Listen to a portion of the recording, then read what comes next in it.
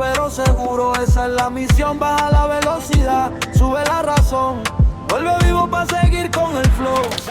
Apreciado trabajador, sea usted bienvenido a esta capacitación de seguridad vial, la cual denominamos actores viales. Mi nombre es Carlos David Vega Pérez y estaré aquí para acompañarlos en este proceso formativo. Solo hay una regla: analizar muy bien los criterios de seguridad vial e identificar los riesgos a los cuales estamos expuestos.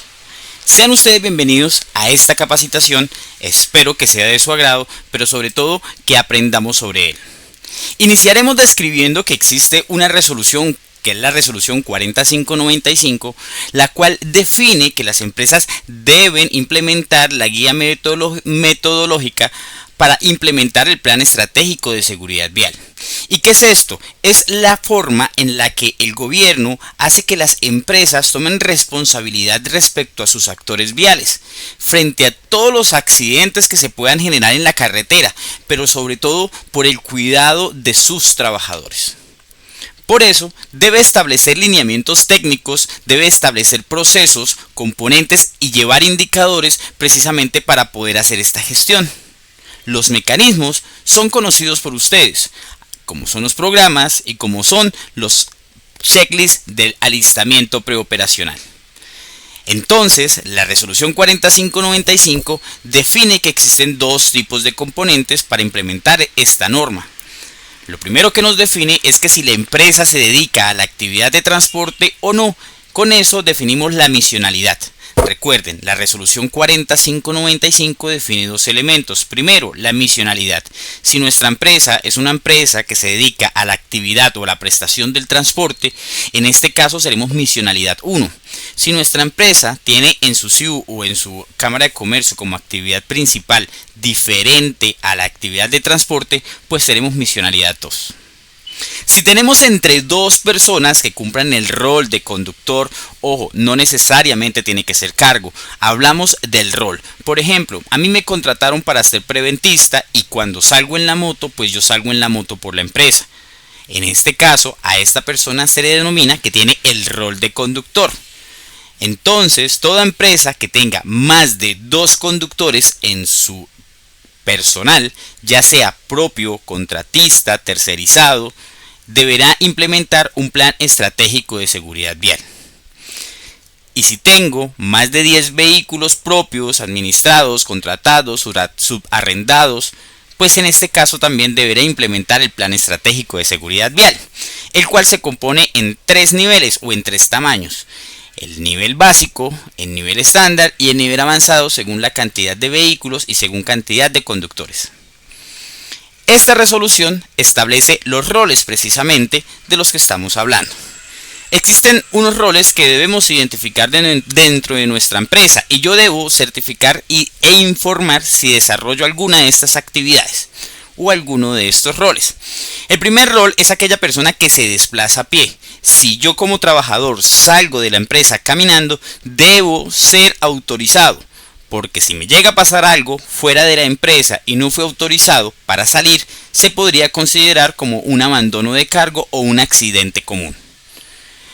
Entonces, el primer rol que tenemos es el rol de peatón laboral. El segundo rol que tenemos en nuestros elementos es el acompañante laboral u ocupante.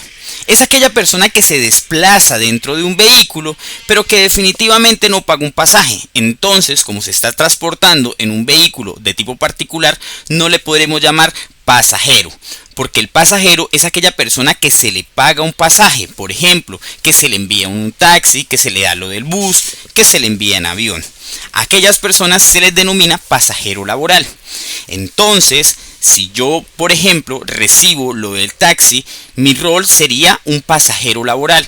Pero si me recogió mi pareja, me recogió mi amigo, me fui con mi compañero de trabajo, en ese caso soy un acompañante laboral. No estoy cumpliendo el rol que me designaron. Finalmente, existe el rol de la persona que conduce y esta persona se conoce como conductor.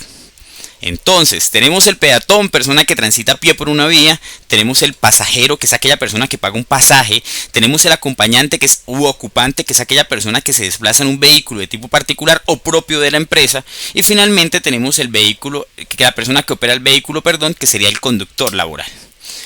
Entonces, muchachos, ya conociendo estos roles, yo debo identificar y reportar a la empresa cuando yo desarrollo alguna de estas actividades, pero definitivamente bajo ningún elemento fui notificado por la empresa para cumplirlo. Me explico. Si yo trabajo en una empresa de vigilancia y en esta empresa de vigilancia debo salir a regular la carretera, pues en ese caso soy un peatón laboral.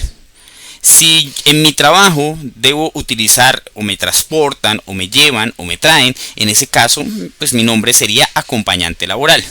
Si la empresa me da lo del taxi, en ese caso yo sería un pasajero laboral. Y si por cualquier razón debo operar una moto, un carro, una camioneta, en este caso sería conductor laboral. Teniendo claro cuáles son estos 4 roles, pues vamos a definir algunos elementos que deben cumplir cada uno de estos. Iniciando por el peatón. El artículo 2 del Código Nacional de Tránsito describe que los peatones son aquellas personas que transitan a pie por una vía. Entonces, debemos designar o entender cuáles son las responsabilidades que tienen estas personas. Por ejemplo, analicemos este primer caso. Los accidentes muchas veces son... Analicemos este primer caso. Tenemos unas personas esperando un transporte público, da la espalda y recibe un golpe. Regla número 1 como peatón, jamás dar la espalda a la carretera. Ya vamos a entender cómo identifico cuál es la cara y cuál es la espalda de la vía. Entonces, ¿cómo los voy a identificar? Muchachos, existe una posibilidad y una forma de identificarlos. Siempre que yo salga a una carretera y vea que las líneas del pavimento son de color blanco, siempre que vea las líneas de color blanco, significa que la vía va en un solo sentido.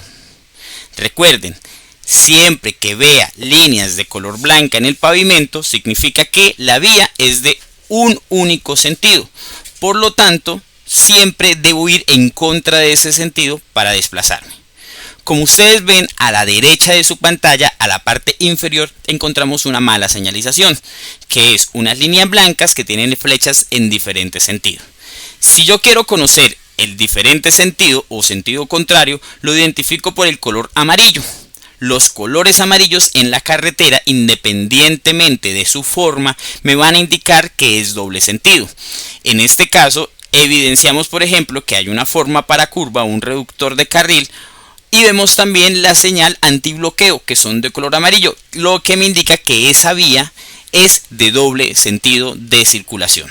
Recordémoslos, líneas blancas, único sentido, líneas amarillas, doble sentido. En este caso, cuando no están identificadas las líneas, yo debo observar hacia ambos lados y nunca dar la espalda, como lo está haciendo en este momento este peatón, por lo cual fue arrollado. Ahora bien, entendamos los pasos seguros. Resulta, muchachos, que hay un componente diferencial entre los pasos seguros para peatones. Si ustedes ven, la imagen de la izquierda es diferente a la imagen de la derecha, aunque se parecen muchísimo. Si buscáramos una diferencia, estaríamos ubicando la línea de pare que se está ubicando antes de precisamente esa curva. Entonces, en ese paso peatonal debo entender que existen 3 diferentes tipos de paso peatonal, que en unas sí yo llevo la vía y en otras definitivamente no soy quien lleva la prioridad vial. Me explico, muchachos. Esto primero que usted está viendo se llama el paso cebreado. El paso cebreado, al no contener línea de pare, me está indicando que es la zona de aglomeración y de cruce de peatones. Ojo, en este caso me está indicando que aunque me está indicando la presencia de peatón, me está indicando que debo bajar la velocidad. Pero como no cuenta con líneas de pare, lo que me está indicando que el peatón debe esperar hasta que ese espacio sea desocupado por vehículos para poder pasar. Es diferente a que encuentre el paso peatonal. El paso peatonal, conocido como franja peatonal, es aquella que me indica que efectivamente por ahí pueden pasar los peatones y que en ese lugar, como está compuesto por 2 líneas de pare, me está indicando efectivamente que por ahí la prioridad la lleva total el peatón. Entonces tenemos dos, tenemos el paso cebreado y tenemos el paso peatonal. Me falta uno. Este último es el que conocemos como la famosa cebra. Si ustedes ven, es la combinación de los dos. esto ya está mandado ¿cómo decirlo?, a recoger, porque efectivamente ya con que yo tenga la línea de pare, como en este caso, me está indicando cómo funciona la vía. Estoy seguro que ahora usted va a ver diferente esta imagen y va a entender que hay vías que sí tienen prioridad y hay vías peatonales que no tienen prioridad. Si en este caso yo me fuera desplazando sobre la 15, veo que la vía que va sobre la 15 tiene un paso peatonal antes de llegar a la 56. Voy de sur a norte. En este caso, si paso, ya me doy cuenta que no hay pasos con pare, por lo tanto la prioridad la lleva el vehículo. Ya entendiendo cómo funcionan estas franjas peatonales y estos pasos peatonales y estas zonas seguras de paso, yo debo entender que no importa la señalización como esté definida. Yo debo entender que nunca puedo pasar en curva y que siempre antes de cruzar debo ver hacia los dos lugares. Nunca realizar maniobras como pasar corriendo o como hacer maniobras que afecten las maniobras de otras personas. Es importante que analicemos cómo funcionamos como peatones. Entonces, ¿qué pasa si yo salgo de la empresa y no fue autorizado para salir? En ese caso, usted no está trabajando. Si usted sale, por ejemplo, a comprarse una empanadita con una gaseosa, o usted salió a cambiar un billete o a recoger un familiar que le iba a visitar al trabajo, debe entender que en ese caso usted no está haciendo o cumpliendo labores de su contrato. Por lo tanto, en este caso no hay una relación directa entre lo contratado y el desarrollo.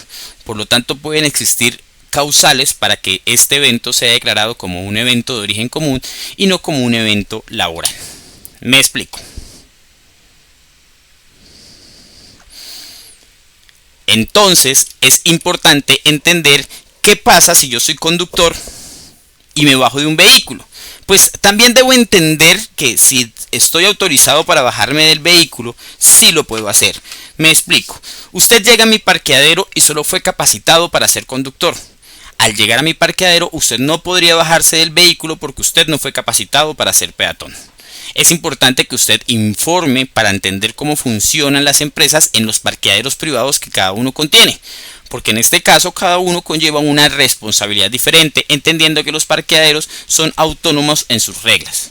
Entonces es importante que entendamos por qué sitio me voy a bajar del vehículo o cómo voy a transitar sobre él. Entonces, la ley 769 del año 2002, hace un poquito de tiempo ya, creó una ley y esa ley define unos tipos de sanciones para los peatones. Por ejemplo, invadir la zona destinada al tránsito de vehículos, transportar elementos de gran tamaño que no le permitan ver o que obstaculicen su movilidad, cruzar en sitios donde no esté permitido, es decir, donde no hayan pasos o franjas peatonales, ubicarse delante o detrás de un vehículo que tenga el motor encendido, remolcarse un vehículo en movimiento, cruzar atravesando el tráfico vehicular en donde no esté permitido hacerlo, atravesar el tráfico vehicular en lugares donde no existe pasos peatonales, cruzar la vía precisamente donde no esté definido. Entonces, muchachos, es importante que entendamos que aquí se pueden aplicar comparendos, los cuales se tasan en salarios diarios de 58.000 pesos. Serían estos comparendos. Entonces, el decálogo del buen peatón está definido así. Primero, antes de salir, usted debe planificar todo su desplazamiento, informar si va a salir, si pasa por dónde va a pasar y cuál es el recorrido que usted va a hacer. Una vez sea aceptado ese recorrido y informe qué es lo que va a hacer, ya fue autorizado para salir. Cuando salga, simplemente lo podrá hacer únicamente lo deberá hacer por andenes o lo deberá hacer por pasos peatonales. Importante que lo defina. Siempre que voy a cruzar, debo mirar siempre las luces y a los laterales. Recordemos que en Colombia y en todos los lugares, pues efectivamente existen personitas que se meten en contravía. No uso celulares, no uso elementos como audífonos, precisamente para poder oír el entorno vial. Si estoy desplazándome en la noche, entonces lo que debo hacer es utilizar un chaleco o ropa reflectiva. En cuanto al camino, siempre voy a estar alerta a todos los elementos que se encuentren sobre la vía. Evito conductas riesgosas, respeto las normas viales, reporto condiciones inseguras y finalmente, en caso de evento vial, actúo ante emergencias con el protocolo PAS: proteger, avisar y socorrer. Entonces, este fue nuestro peatón. Vamos a analizar cómo funciona el pasajero acompañante. Esto sería ¿Un pasajero o un acompañante? Aunque no nos guste, efectivamente se trata de un ocupante, puesto que se va desplazando en el vehículo, aunque no vaya dentro de él. Entonces entendamos, muchachos, que el pasajero es aquella persona que paga el pasaje, acompañante es aquella persona que se desplaza autorizado en un vehículo. Entonces entendamos que aunque yo no sea el conductor, también debo estar enfocado en la vía. Me explico. Si vemos en este evento vial, encontramos que hay una persona que va adelante con una muleta y un tapabocas. Aunque va adelante, él no se cubre el accidente y sufre golpes de hecho. La personita que va ocupada ese celular, es decir, la señora que está detrás de la persona que va adelante con la muleta, esta persona que tiene también tapabocas va enfocada en su celular. Por lo tanto, al momento del impacto, recibe un golpe en su boca. Ahora bien, la persona que está de rojo se percata de la situación y establece seguridad y una posición de seguridad. Por lo tanto, fue la persona que no sufrió daño. Es importante, muchachos, es importante que entendamos que aunque yo vaya dentro de un bus como pasajero o como acompañante dentro de un vehículo, es importante que yo también tengo que estar alerta a todas las situaciones cambiantes en la vía. Si yo fui declarado para ser pasajero y se me entregó el dinero del pasaje, yo debo cumplir con lo que se dispuso. Me explico. Si a mí me dieron lo del taxi, pues debería ir en un taxi. Si me dieron lo del bus, debería acceder al bus. Hay personas en algunos lugares donde se les da lo del taxi y su acción es irse en mototaxi o irse en algún elemento un poco más barato, precisamente para ahorrarse. Pero si usted no va en el vehículo al cual se le fue encargado, pues efectivamente no está cumpliendo lo estipulado en el contrato. Por lo tanto, puede decirse que es un evento de origen no laboral, sino de origen común. ¿Qué es importante? Que si yo voy como pasajero o como ocupante, efectivamente existen algunas reglas. Entre ellas está no subir nunca los pies a los tableros de los vehículos, porque siempre van a recibir lesiones en sus piernas o en las caderas. Segundo, siempre utilizar el cinturón de seguridad, precisamente para evitar que exista el efecto látigo en su cervical. Ahora bien, si me desplazo en bus, siempre debo estar en posición de seguridad, tomando una baranda y nunca en movimiento mientras el vehículo o el bus se encuentra en movimiento.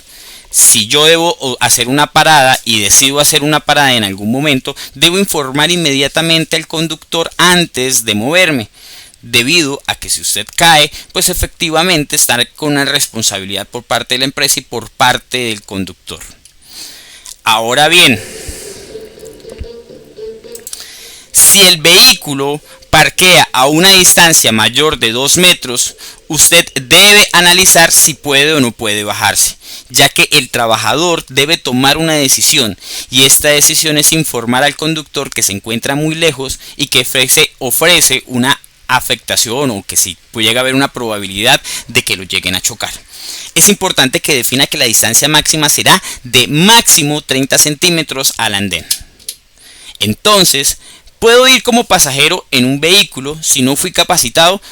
No, porque usted debe entender cuáles son sus actuaciones dentro de un vehículo. Entonces, si usted no ha reportado que usted cumple funciones de pasajero o funciones de acompañante dentro de la empresa, pues efectivamente se está exponiendo a que no sea reconocido como laboral. Ahora bien, ¿puedo acompañar a compañeros que se desplacen en sus vehículos dentro de la empresa? No, porque si usted está haciendo un desplazamiento dentro de la empresa, no siempre es un sitio privado. No siempre, no, sí es un sitio privado. Por lo tanto, no habrá alcance del SOAT, solo habrá alcance de la ARL. Por lo tanto, es importante que usted entienda que por más bonito el carro y por más nuevo que sea, usted no está cumpliendo actividades laborales cuando se está desplazando dentro de ese vehículo.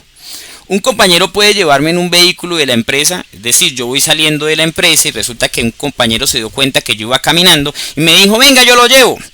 En ese caso, la responsabilidad recae sobre la persona que decide, sobre el trabajador que decide llevarlo.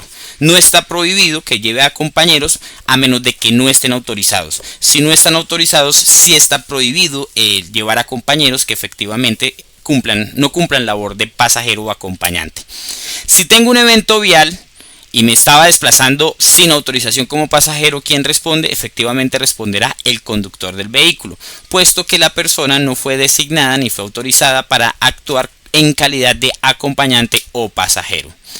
Si me bajo del vehículo y voy en la parte de atrás, voy en la parte de atrás del carro, ¿me bajo por la derecha o me bajo por la izquierda? Es importante que usted reciba este tipo de capacitaciones precisamente para ese tipo de actuaciones. Usted siempre deberá bajarse por la derecha, nunca podrá bajarse por la izquierda. El único que se baja por la izquierda es el conductor. Por lo tanto, todos los acompañantes o pasajeros siempre deberán bajarse por la derecha. El pasajero u ocupante que se baje por la izquierda y exponga el vehículo, pues efectivamente se puede ver inmerso en una investigación, puesto que al abrir la puerta podría lastimar a personas o causar daño a vehículos. Si no uso el cinturón, ¿el conductor puede suspender el desplazamiento? Sí, y debería hacerlo. El conductor inmediatamente, ante la ausencia del uso de cinturón por parte de algún acompañante o por parte de algún trabajador, inmediatamente deberá informar a la empresa esta condición, porque si el trabajador no reporta, significa que esa persona sí llevaba el cinturón y lo que suceda será responsabilidad del conductor. Ahora bien, si yo vengo como pasajero y finalizo mi viaje, nunca me hago en puntos ciegos de visión. Efectivamente me podría haber involucrado en eventos de este tipo. Entonces, siempre que me bajo por la derecha, espero que el vehículo que está al lado mío haga su recorrido, se desplace, salga del punto de visión y solo en ese instante y solo en ese momento podremos hacer el cambio de vía. Resulta que los pasajeros también tienen comparendo. Por ejemplo, el comparendo C06, que es el comparendo por no utilizar el cinturón de seguridad. Al trabajador también le podrían hacer un comparendo. En este caso habrá que multiplicar 58.363, que es un salario diario, por 15, que aproximadamente nos darían 600-700.000 pesos. Bajarse en un lugar donde no esté permitido puede causar un comparendo. Conducir un vehículo con pasajeros que la carga o los pasajeros obstruyan la capacidad visual del conductor. Transportar pasajeros en la parte de atrás de un vehículo, es decir, en un platón o en una furgoneta. Obstaculizar al tránsito, es decir, no acatar las normas que le diga a la gente de tránsito, como por ejemplo que no haga desorden, por ejemplo que no insulte. Inmediatamente podría generar un comparendo H3. Fumar en un vehículo de servicio público o en un vehículo de servicio particular, además está consagrado en reglamento interno que está prohibido. Fumar el vehículo de servicio público, lo acabamos de decir. Llevar pasajeros en el exterior y finalmente expresar palabras injuriosas o palabras groseras en un elemento. Si a nuestros trabajadores en un desplazamiento laboral le aplican un comparendo y la empresa verifica que ese comparendo se ejecutó en horario laboral, pues efectivamente sería una falta al reglamento interno, por lo tanto derivaría en sanciones. Entonces también tenemos un decálogo para el pasajero. Siempre, bajo toda circunstancia, deberá utilizar el cinturón de seguridad. Siempre me subo y me bajo de forma segura, ya lo explicamos, siempre por la derecha. Evito distracciones con el conductor, evito hacerle conversaciones, evito mostrarle elementos del celular, evito que él quite la vista de enfrente. Respeto la capacidad del vehículo, es decir, no llevo sobrecarga, no llevo sobremaletas, no interfiero en la conducción, no toco controles, no toco volante, trato de no interferir en lo menos posible en la operación del vehículo. Si el trabajador conductor está haciendo comportamientos inseguros, mi obligación es reportarlos inmediatamente para que este trabajador sea corregido en su actuar y efectivamente tenga una conducción segura para la empresa. No interfiero, cuido mi entorno, estoy atento a las emergencias y promuevo cultura de seguridad. Muchachos, vamos a hablar del conductor. Evento sucedido en la vía Ayaruma.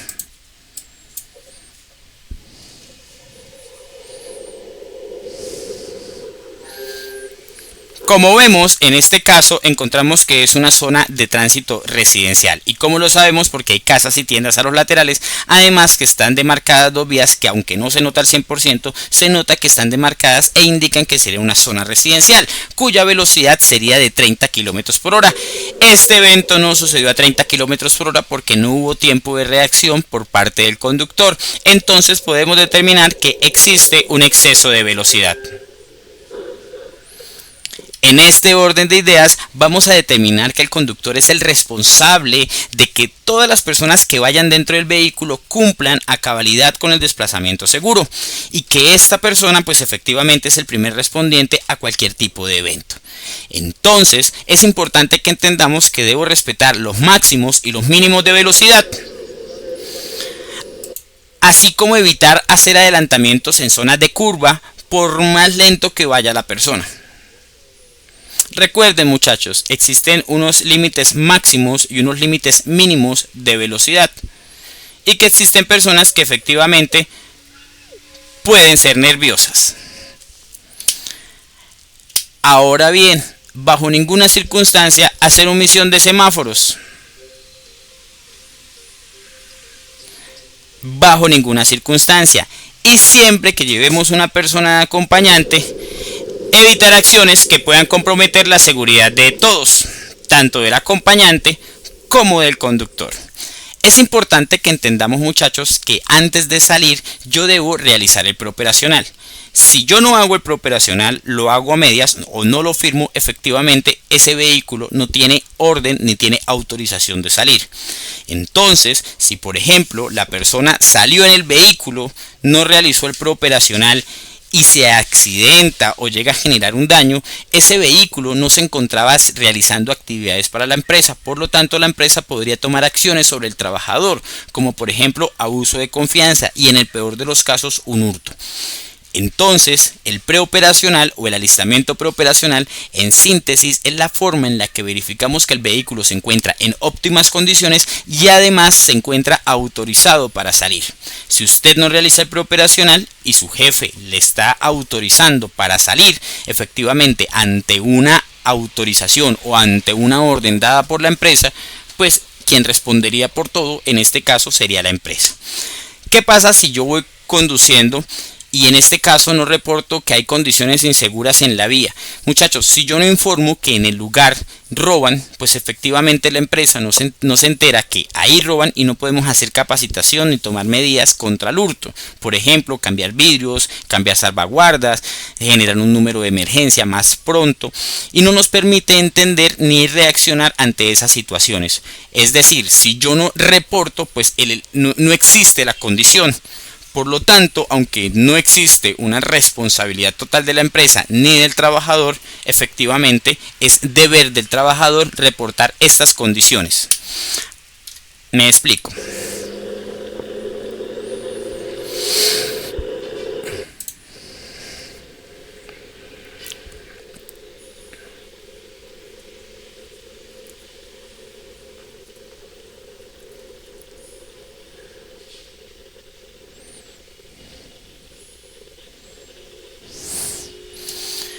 Muchos errores en un solo video. En este caso, como criminalístico les informo, es muy fácil saber si la persona estaba utilizando o no el celular al momento de la conducción. Simplemente se pide una carta y se envía esa carta a Fiscalía y Fiscalía por proceso le solicita a Facebook, a Instagram, a WhatsApp la información confidencial de ese celular para determinar los horarios de los mensajes o las llamadas. Entonces, efectivamente, debemos entender que si el trabajador que va dentro de mi vehículo no está utilizando el cinturón de seguridad, es mi responsabilidad hacer el reporte, debido a que si a él le pasa algo en ese evento vial por no utilizar el cinturón y yo no reporté, él sí llevaba el cinturón. Entonces, la responsabilidad recaerá exclusivamente sobre el conductor. Si voy saliendo en la moto y un trabajador debo transportarlo sin casco, ¿de quién es la responsabilidad? La responsabilidad en este caso sería inmediatamente sobre el conductor que acceda a llevar al trabajador sin casco. Si la empresa da el orden o mandato de llévelo sin casco, pues el responsable en este caso sería la empresa por el 100% de las actividades. ¿Qué pasa si llevo a un trabajador no autorizado y ocurre un evento vial? Pues el trabajador que accedió a llevar al trabajador no autorizado será el responsable de efectivamente lo que suceda con él. ¿Qué pasa si detecto fallas mecánicas en el vehículo y no las reporto? Por ejemplo, yo no detecté y realicé el preoperacional y no escribí que la llanta no presentaba el labrado mínimo y justamente esa llanta se explota. No podemos hacer, en la investigación vamos a determinar que usted dijo que esa llanta sí estaba bien cuando salió. ¿Qué hizo usted con la llanta buena? ¿Cuándo la cambió? ¿Dónde dejó la llanta que estaba buena y la cambió por esta que estaba dañada. Entonces, un elemento importante en la investigación es el preoperacional. Si usted no define que las condiciones del vehículo no son óptimas y no están ahí reportadas, el vehículo se encuentra en buen estado. ¿Qué pasa si tengo un evento vial y no lo reporto? Pues efectivamente la empresa no tomará acciones sobre ese evento vial y no pagará responsabilidades en caso de que deba generarlo, pues efectivamente podrá ejercer su defensa, debido a que la empresa no fue notariada ni reportada sobre el evento vial, ya que el trabajador hizo ocultamiento de información, lo cual está prohibido en el reglamento interno y derivaría en sanciones efectivamente para el trabajador.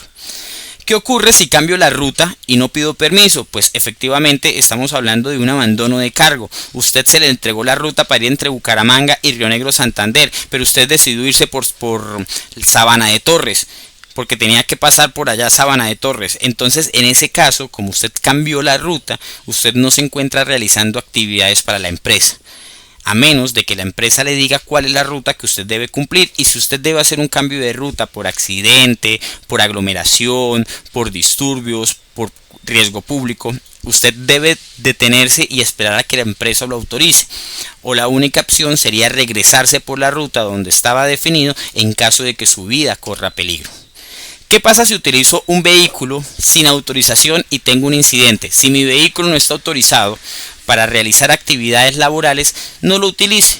Me explico. Si yo no he reportado que hago desplazamientos laborales en mi moto, pues si voy desplazándome en ella para hacer actividades laborales, no será reconocido como origen laboral, porque los vehículos que se utilicen en desplazamientos deben estar registrados y deben estar identificados por la empresa. Entonces, un buen decálogo para que podamos actuar como conductores es: siempre realizo el preoperacional, confirmo la ruta que voy a realizar, confirmo los acompañantes y confirmo los ocupantes que van a ir conmigo, evito distracciones y realizo pausas activas, informo acerca de las novedades que sucedan en la vía y finalmente informo cuando llego al sitio.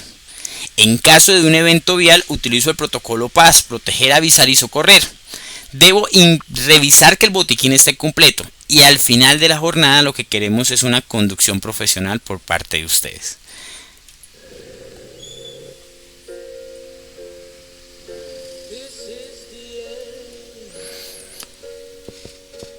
Muchachos, a ustedes muchísimas gracias por habernos acompañado en este espacio de la seguridad vial, donde esperamos que usted haya tenido una gran aceptación de la información, pero sobre todo que esté bien capacitado.